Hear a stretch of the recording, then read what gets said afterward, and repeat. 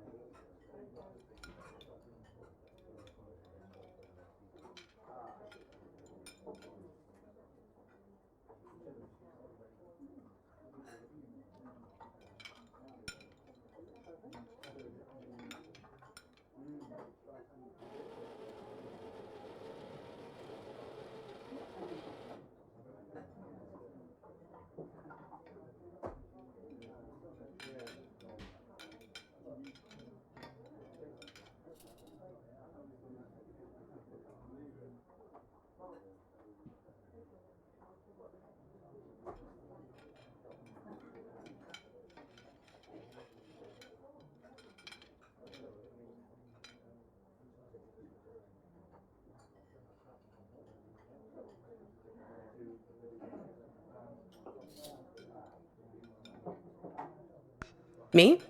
I'm a waitress, dummy. Waitresses have to be whatever people want them to be. Yeah, but not today. Don't worry. Thursday's my day off. That's okay. It's nice to sit on the other side of the counter for a change and see how the other half lives.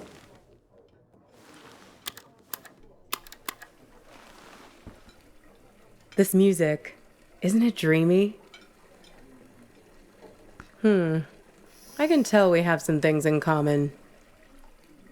We both have to live by our wits. Hitchhiking isn't an easy trade. Waiting tables isn't either. I'll show you what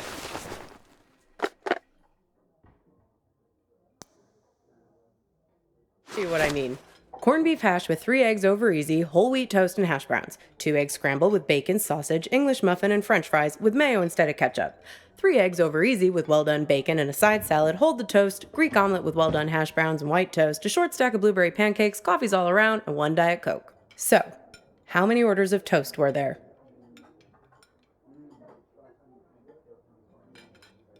Okay, here it is. Corned beef hash with 3 eggs over easy, whole wheat toast and hash browns. 2 eggs scrambled with bacon, sausage, English muffin, and french fries with mayo instead of ketchup. 3 eggs over easy with well done bacon and a side salad, hold the toast, Greek omelet with well done hash browns and white toast, a short stack of blueberry pancakes, coffees all around, and 1 Diet Coke. So, how many orders of toast? Nope, 2. 3 if you count the English muffin. I figure there's an art to hitching a ride. You have to be able to read people very quickly. Waiting tables is no different. You get to know what people want before they know what they want. It's a sixth sense. When I picked you up, with you it was easy. Your mind is an open book. Seeing you wandering through that street in the suburbs, clutching that strange blue box like a talisman, I could see that you needed a good rest, a good meal, and a dose of friendly advice from someone who's looking out for you. It's good you managed to lose Hops back there. Let me guess, did he try to make you promise to meet him again? Yeah, we've all made a few of those. This highway is practically paved with broken oaths sworn to Hops, patron saint of useless stuff. Let me guess, you chose the blue pill, just like me.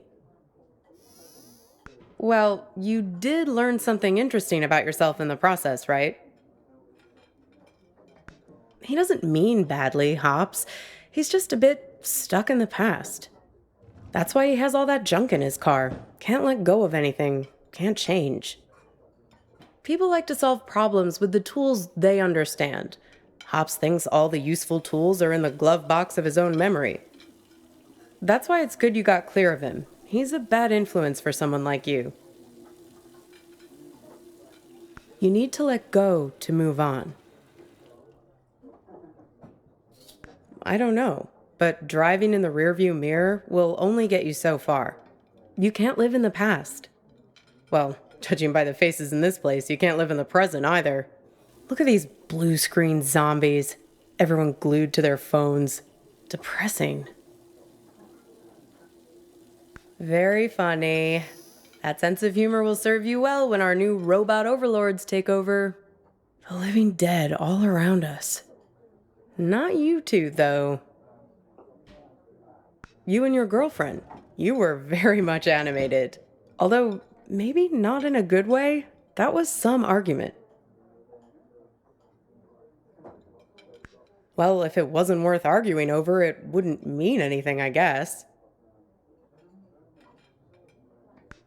Well, I'm not one to eavesdrop.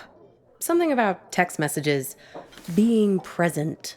The usual suspects when it comes to couple arguing somewhere in public in the 21st century. I only caught the end of it. It was one of those things that suddenly boils over.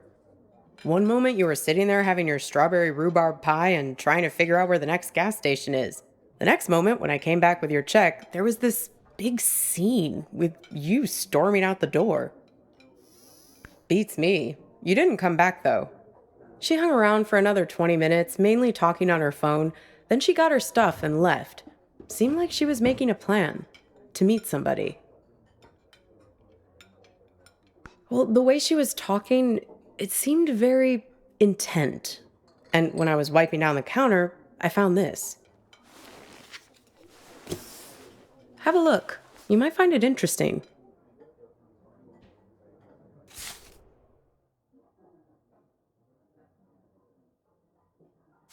Weird, right? Gets weirder, though. Check out the back.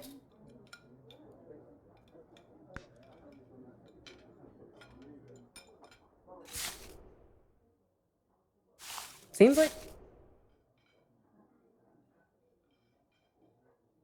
like some kind of rendezvous. I mean, I figure that's not your card. I know, right? No idea. I mean, you don't even drive. Sorry, Copernicus. I've helped you all I can this time. Sure, I can drop you off there once we get out of here.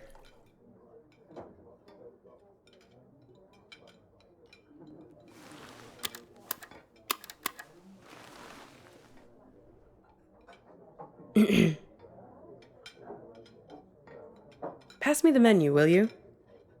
I want to see if they have the seasonal milkshakes in yet.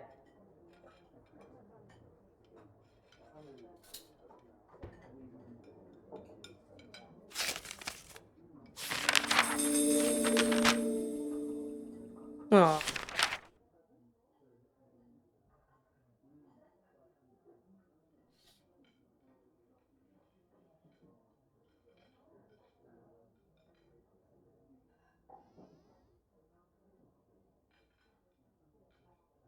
Aw, look at that. It's like a little map of your adventures. How convenient. Even your gas station is there. Did you notice? It's a typical sign, of a lucid dream. Random happenstance, strange coincidence. This might be a good time to test if you have superhuman strength or can fly or something. I think I'll have peppermint mocha or vanilla caramel. Sure. I mean, come on. Raisin farmer? There's no such thing. Grapes have farmers. Raisins are dried grapes. End of story. Geez, where's the waitress anyway? I'd kill for a shake right now. Well, things become real when we invest meaning in them. When we make them real. It's not a theory. There's a poem about this.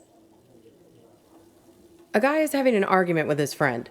He's freaking out because the meaning of every word, everything, every idea seems to be falling apart. After a while, I understood that talking this way, everything dissolves. Justice, pine, hair, woman, you, and I. Exactly. Booth, menu, you, I, mustard, mustard. It all starts to dissolve. It's my day off reading.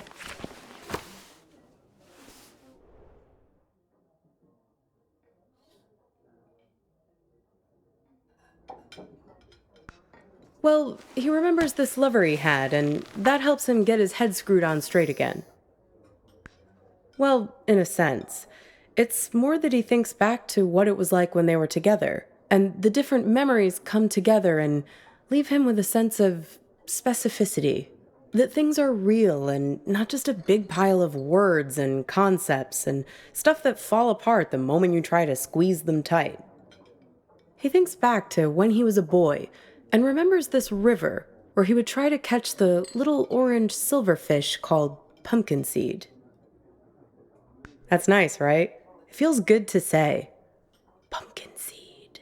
Makes things feel more real. Look at me. Don't forget me. See me for who I am. Pumpkin seed. You wouldn't believe how much people project their weird bullshit on me. It's the curse of the diner waitress. Less a real person and more a blank screen. Oh yeah, plenty of that. But also just these cliches people have with diners. I can't tell you how many swingin' dick Detective McGurks I've met in this place. Give me a coffee as black as a moonless night, darlin'. Shit like that. Are you sure about that? Or is that just what you want me to be? You don't seem to realize that you're the one pulling the strings in here. Well, everyone has an agenda. People think they come to a diner for food, but they're really looking for something much more profound. They want something, and at the end, they settle up. You bring the bill, and they have the chance to make good again. Everybody wants to be forgiven. It's a simple transaction. You're no different. Only when you're as good at it as I am. In this job, you work as a professional shapeshifter. After a while, you can't even recognize yourself in the mirror anymore. You start to realize that nobody is what they seem. Not you, especially not them. This whole modern problem of people not really being present, it's everywhere. And technology only makes it worse. Once the robot doubles started showing up, that was the tipping point. Robot doubles. The first models were so expensive, only Silicon Valley types could afford them, like electric cars. But pretty soon it got to the point where basically anybody could afford a robot double of themselves. You could pick one up at Walmart, one aisle over from the toilet paper and the firearms. Even the company that produces my cheap-ass phone started them. They claimed they were on a mission to disrupt the human space. I hate that word, disrupt.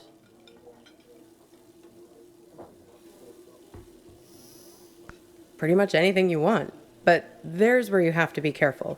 It acts like you, but it only performs at about 70% of your capabilities. It's you, after a bunch of drinks. So, if you're smart, you only trust it to do really simple things for you. Go to the post office, jury duty, fill in for you at your boring job. But people are lazy. They grow dependent on their robos, use them for all kinds of things they shouldn't, making complex calculations, blowing up boulders. People send their robos off to be with their wives, their families, while carrying on affairs. Check it out. Imagine you and I are in a relationship. Then you notice I'm acting a little slow. My eyes aren't focusing quite right. Like this. Look. See it? You just need more practice. Then you'd realize that I just stuck you with a pile of bolts for the evening. Did someone stand me up with a robo? No, not exactly. It's more about this thing that happened to me at work once. It happened in my former life as a flight attendant. Grab that thing and pull up a chair. I'll tell you all about it. You feel like a sack of bolts yourself doing these safety demonstrations. People are zoning out, staring at their phones like the blockheads in here, or else just leering at you like you're the first woman they've ever seen wearing a uniform. But you start getting good at spotting the doubles. They're often the only ones paying attention, staring at you with those not quite human eyes of theirs. Technically, no, they're not supposed to be there. But like I said, people bend the rules, and security rarely checks. They're fine on the runway, perfectly docile. But something goes wrong at altitude. Something about the navigation system. The FAA wanted to study it, but the study got shut down because you're not supposed to have them on aircrafts in the first place. So yeah, I learned to spot them right away. It becomes a job requirement, a matter of survival. Here, try your luck. Have a look at the table. So, 1 mustard, fine. 3 mustards, not so fine. The one on the left is the real one. See if you can track it. Keep your eyes on the prize. 10 will get you 30. Uh-oh, you just accused Mr. Corporate Entitlement of being a robot. Unfortunately, it's really him. That's going to cost you 1 complimentary business class upgrade. Want to play again?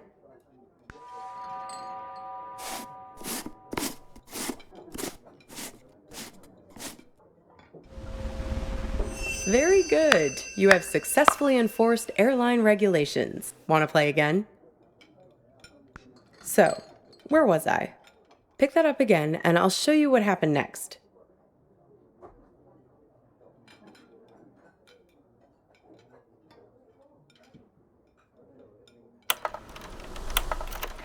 One time, we were doing a flight into Galveston, and we had a sudden drop of cabin pressure about 100 miles from our destination. No, but imagine this. Everyone's freaking out. I'm trying to help a girl with her arm in a cast to get her oxygen mask over her head. Suddenly, I'm aware of this Frankenstein monster lurching towards me. The robos, they're like an army of the undead. I don't know if they were affected by the sudden change in cabin pressure or what, but they just lost their shit. People are screaming, and we're huddled together like a band of villagers with pitchforks to fight these things, throwing crap at them from the drink cart, locking them in the toilets, and so on. Luckily, they started fritzing out on their own, like Hal in 2001 when his brain starts melting. Let me tell you, as soon as we got over water, adios! Out you go, robos! Threw them right out of the cabin doors.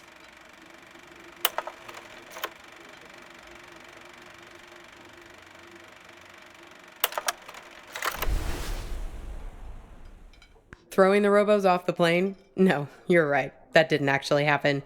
You can't just open the hatch door like that. But it's a nice image, right? I like to think of it sometimes when I'm lying in bed trying to sleep. Kinda. You need practice to be able to spot them. They're everywhere these days. I can see one in this diner right now, in fact. Can you find it?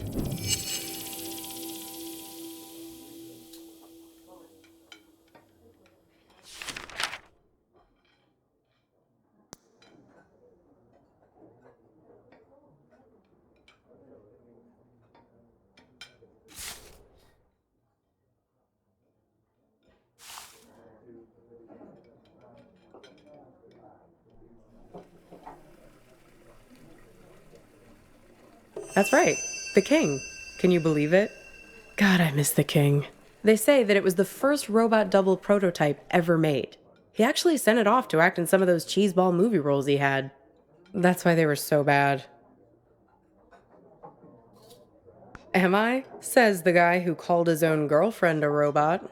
I seem to recall you standing right there, complaining, it's like eating lunch with an automaton. You really don't remember anything? What you were fighting about? What happened next?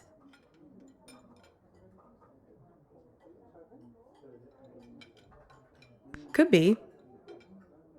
Well, I've got a little game that might help you remember. It's kind of like a telephone seance. Ready?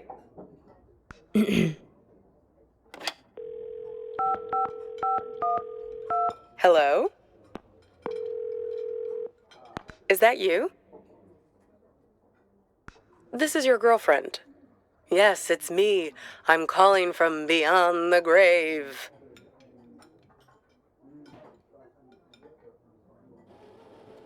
Why'd you bring me back here, of all places? Of all the restaurants we've been to?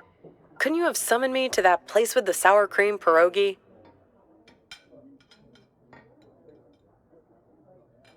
See, I told you this is a good game. Okay, so I'm your girlfriend. Somehow I'm not with you now, and you don't know why. Except I am with you right now.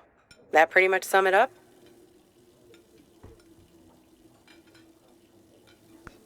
No, this is my game. I get to ask the questions first. What's with this gas station you're trying to get to? What are you hoping to find there? We need to get gas in a sec. Hey, stop it! It's like we spend 1 year falling in love and the next 4 breaking up, right? What took so long? Were you just afraid of being alone? Or maybe you didn't want to be the guilty one, the one who blows things up and hurts me. Were you waiting for permission from me to end it? Waiting for me to give you... Exactly. Waiting for an excuse. What?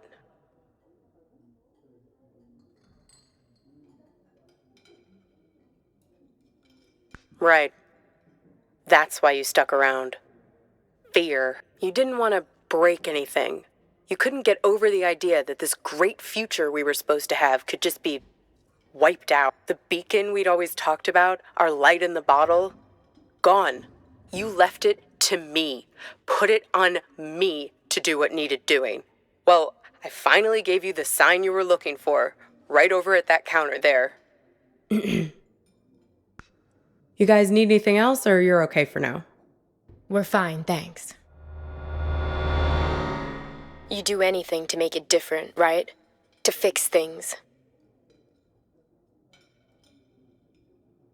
You still can, and I can be her for you. Together, we'll open the box.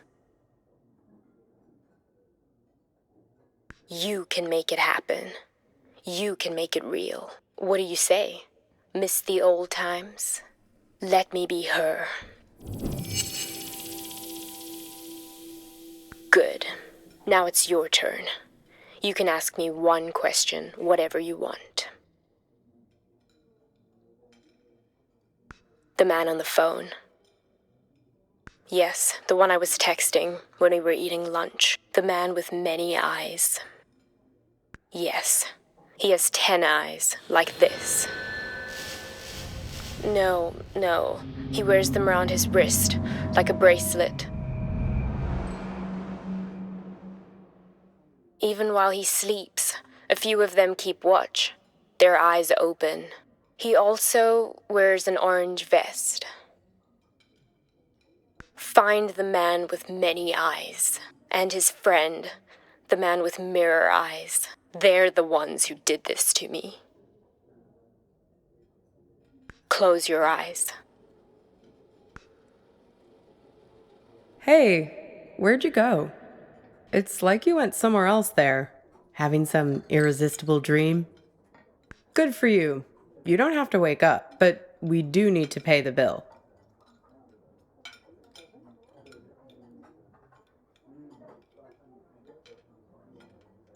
Works for me.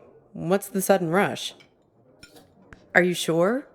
If you're lucky, maybe she hasn't even gotten to the gas station yet.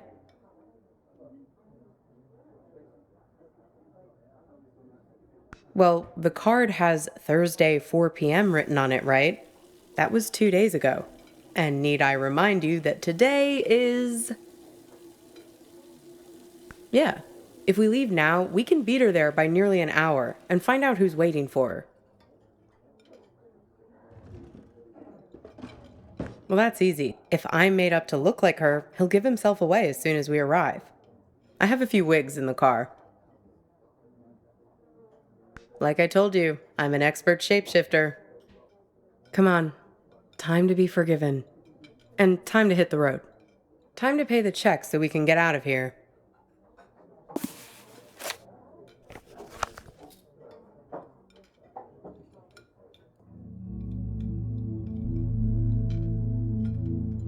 This thing about robots is chilling. It says that 60% of the workforce won't have a job in 20 years. Hey, can you put down your phone for 3 seconds? I'm trying to have a real human connection with you, and you're so tuned out. It's like I'm eating with a robot.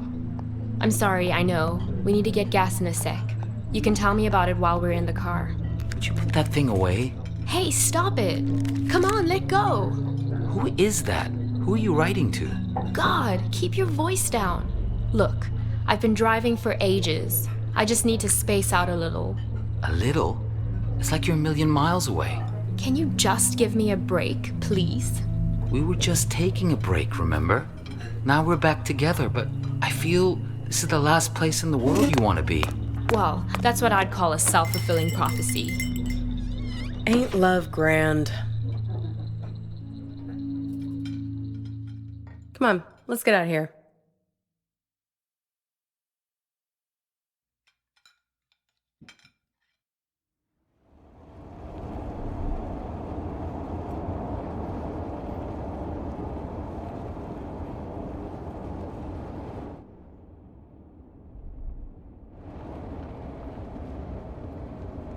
How do I look?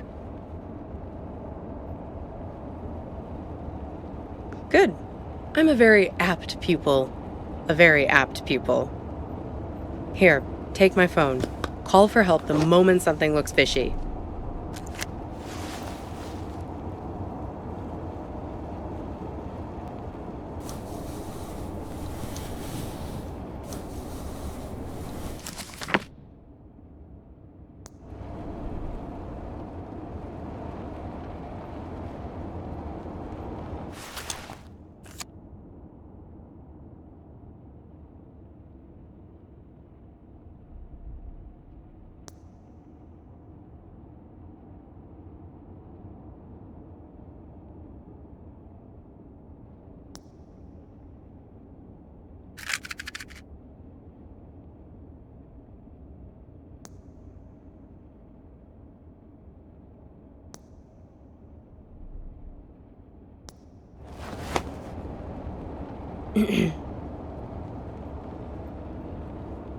Shoot.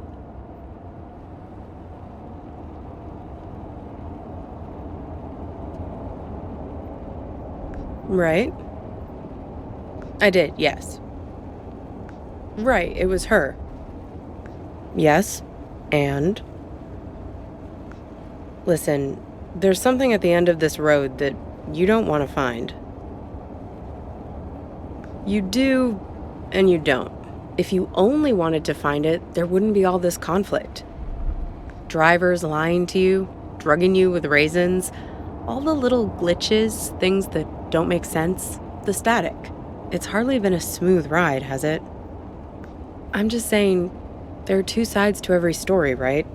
The argument back at the diner, maybe there was something missing for her. Something missing between the two of you.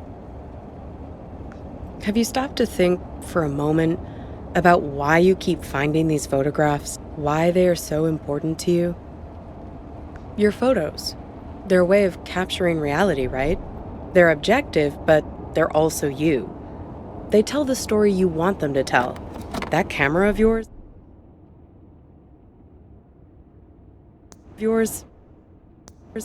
it's a weapon. Take a photo of me, and in the photo, I'll never change. I'll never grow away from you. So, what did you learn back there from your photo? Oh? Oh, you have my phone. Why don't you call it then? And you think he's also this man with all the eyes? Hey, you said he has 10 of them, right? Have another look at that card. 10 little eyes. See him?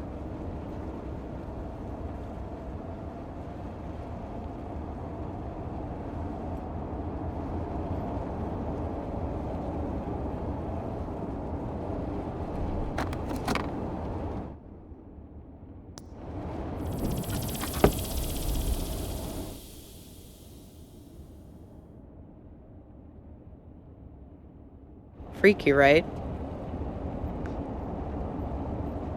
Well, almost there now.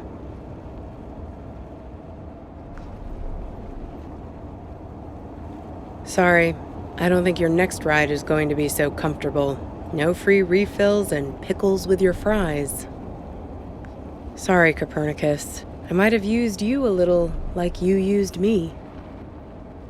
Let's just say I'm not your girlfriend and you're not my knight in shining armor. It's nothing personal, just a simple transaction motivated by self-interest. Nothing different than what you chose back at the diner. Maybe when you chose me to be her, ring a bell? There's a price to be paid for everything on this highway. The bill always comes sooner or later.